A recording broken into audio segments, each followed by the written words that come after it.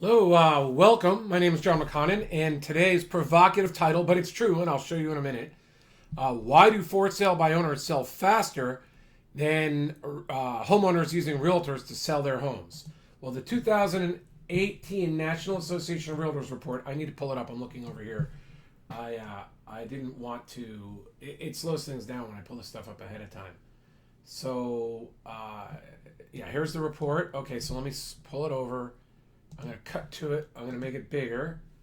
And here is the report from the National. I'm going to just show you that I'm not screwing around. This is the 2018 National Association of Realtors Profile of Home Buyers and Sellers Report.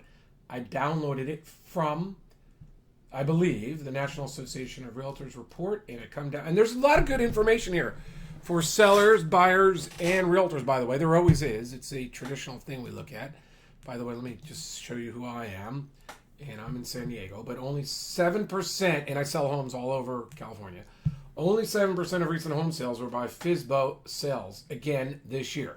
That's surprising. It seems to be going down or staying very low over time. The median age for FSBO is 55.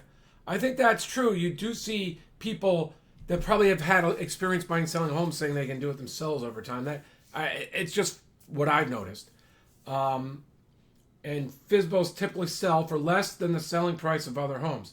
FSBO's homes sold at median 200,000 last year, up from 190, and significantly lower than the median of agent-assisted homes. Now, we've heard about that stat since the 80s, when these reports first came out.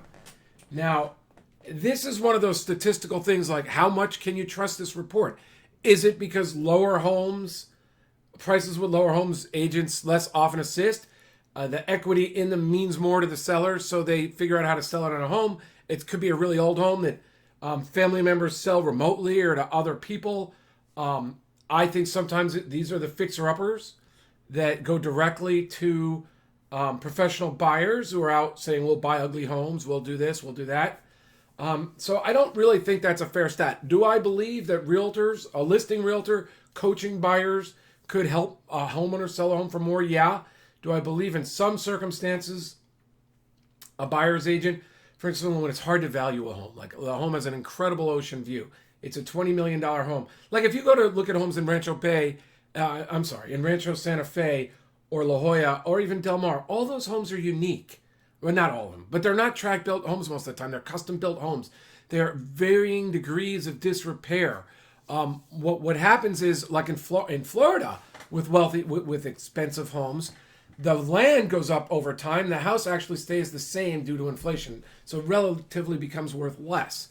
So, when you're getting into these 20 million, well, even $5 to $10 million and up homes, the buyers sort of want a home customized to the way they want. So if they don't find it, and someone else had already customized it, the home itself isn't worth anything. It's location in the home. So it takes buyers agents or education for those sellers, if they want it, to know how much a unique home is worth. But the vast majority of people don't need a buyer's realtor to evaluate their home. That's another side lecture. So let me get to the point. Here it is, right here. It's incredible. I'll bet you've never heard this from a real estate agent. I am a real estate agent, a real estate attorney, but I'll bet you've never heard it from someone else. FSBO homes sold more quickly in the market than agent-assisted homes. 73% of FSBO homes sold in less than 2 weeks. Often because the homes were sold to someone the seller knows. Okay, that's one thing. I think also often probably because, I don't know, maybe they included those homes that needed repair and just went to people, the professional buyers that solicited them without an agent. Maybe those were included in the study. I would have put them in the study if I were National Association of Realtors.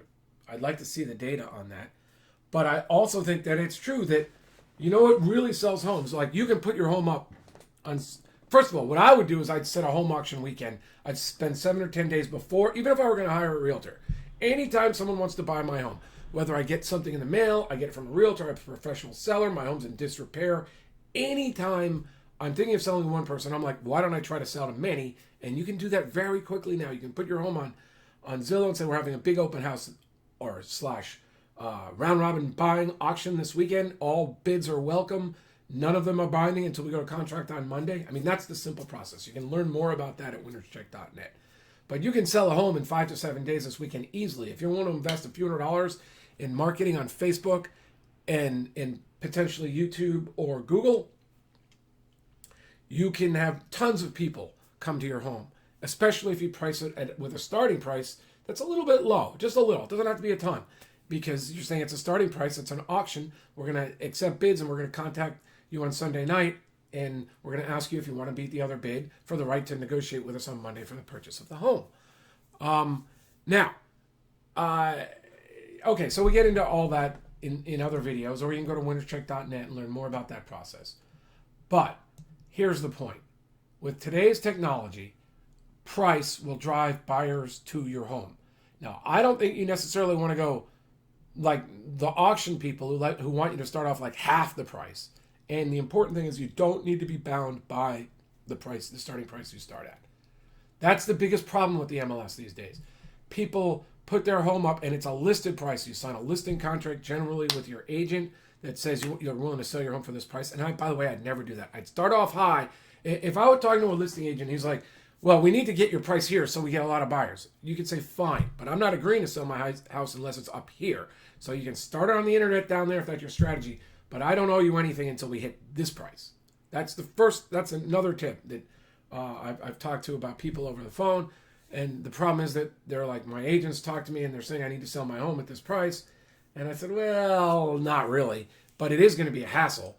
And they're like, but they're telling me in the contract, they said I agreed to sell it at this price, and they produced 5 offers for it. But I don't want to sell at that price because I realize my home's really worth $50,000 more. Well, let me just say, you should talk to an attorney in that circumstance. But the other thing is, starting off with a low price will definitely give you an opportunity to sell to multiple offers in this market. 74% of the homes in California have sold to multiple offers in 2018. But when you start off here and it's a listed price, well, I'll use my other hand because I usually do this. This is your listed price. Let's say the real value was up here and you've got multiple offers here. They're willing to go a little bit above, but will they really hit this price? In fact, there's another study that shows the problem is that homes are worth a lot more than they're appraising.